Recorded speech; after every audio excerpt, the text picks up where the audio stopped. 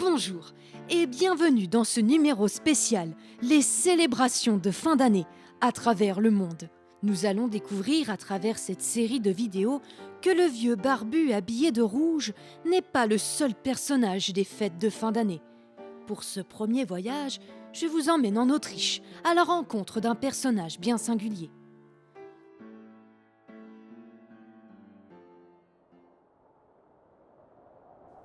Dans le folklore germanique, la nuit du 5 décembre, on craint l'arrivée d'une créature mi-chèvre et mi-démon.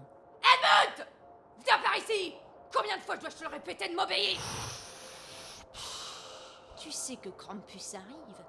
Tu es tellement incorrigible que je ne serais pas surprise de te voir trouver une baguette dans ta paire de chaussures demain matin. Je m'en fous! Et la mère porta son regard sur la nuit tombante avec inquiétude. Elle craignait l'arrivée de cette bête cornue, dont le corps était recouvert d'une épaisse fourrure. Mais le plus impressionnant étaient ses griffes dont il tient son nom. Sorte d'anti-Nicolas, il est la partie obscure des célébrations de décembre. Il vient, dans la nuit, punir les enfants les plus turbulents. Et cette nuit-là, il est venu rendre visite à Edmund. J'ai vu que tu n'avais pas été gentil cette année.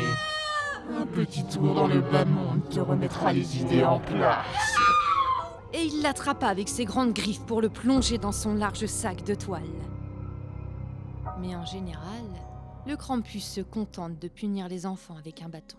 D'où vient-il ? Son origine serait bien antérieure à celle de Saint Nicolas, ce personnage issu de la religion chrétienne. On prête à Krampus différentes origines. Pour certains, il serait le fils de Hel, déesse de la mythologie nordique. C'est elle qui règne sur le royaume des morts et qui aurait enfanté cette créature démoniaque. Pour d'autres, il serait lié au dieu cornu de la mythologie païenne. À son tour, le Krampus aurait inspiré la légende du père Fouettard, en vue des similitudes qu'il partage avec la créature. Mais si cette tradition antérieure à Noël perdure, elle fut interdite par l'Église dans le but d'éviter la panique. De nos jours, il est célébré chaque année. Des hommes, mais aussi des enfants, se déguisent en Krampus afin de déambuler dans les rues. Il est possible d'assister à ces défilés dans les villages et les villes, autour des Alpes, mais aussi en Autriche, dans certaines régions d'Allemagne, dans le nord-est de l'Italie, en République tchèque, en Hongrie et quelques endroits en Suisse. Attention toutefois, on dit que les défilés peuvent parfois être dangereux. Si vous êtes aux premières loges, vous pouvez vous prendre un coup de fouet, voire une barrière, car les Krampus et les spectateurs se chamaillent parfois.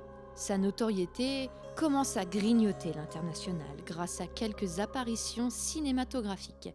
Il commence à être célébré aux États-Unis par des personnes qui souhaitent festoyer la fin d'année de manière non traditionnelle. En revanche, en Autriche, le Krampus commence à souffrir d'une commercialisation grandissante où on le vend sous forme de chocolat, de figurines, même ses cornes sont proposées au grand public. La commercialisation de l'image de cette créature commence d'ailleurs à être critiquée dans le pays.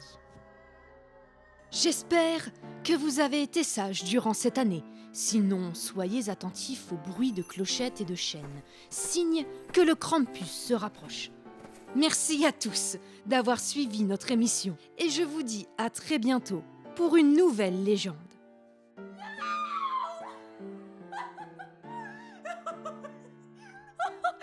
J'aurais trop aimé filmer ma tronche là, avec les mains qui gesticulent dans tous les sens. Non! Ah purée, qu'est-ce que c'est drôle! Ah, j'en ai la larme à l'œil.